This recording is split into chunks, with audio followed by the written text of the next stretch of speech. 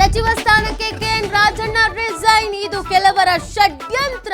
ಸಮಯ ಬಂದಾಗ ಎಲ್ಲಾ ಹೇಳ್ತೀನಿ ಎಂದ ಮಾಜಿ ಸಚಿವ.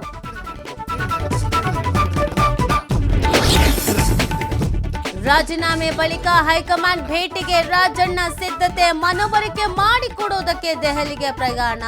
ಮಾಜಿ ಸಚಿವರಿಗೆ ಸಚಿವ ಸತೀಶ್ ಜಾರಕಿಹೊಳಿ ಸಾಥ್.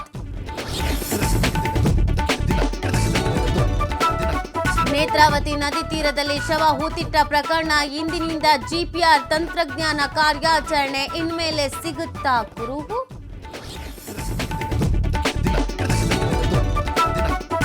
ನೇತ್ರಾವತಿ ನದಿ ತೀರದ ಕೇಸ್ಗೆ ಮಾನವ ಹಕ್ಕುಗಳ ಆಯೋಗ ಎಂಟ್ರಿ. ಶವ ಹೂತಿಟ್ಟವರ ಮನೆಗಳಿಗೆ ಭೇಟಿ. ಗ್ರಾಮ ಪಂಚಾಯಿತಿಯಲ್ಲೂ ಮಾಹಿತಿ ಸಂಗ್ರಹ. ಹುಬ್ಬಳ್ಳಿ ಧಾರವಾಡದಲ್ಲಿ ತಿಂಗಳಿಗೊಂದು ಕೊಲೆ, 8 ತಿಂಗಳಲ್ಲಿ 8 ಮರ್ಡರ್. ಅಪರಾಧ ತಡೆಯುವುದೇ ಖಾಕಿಗೆ ಛಳೆ.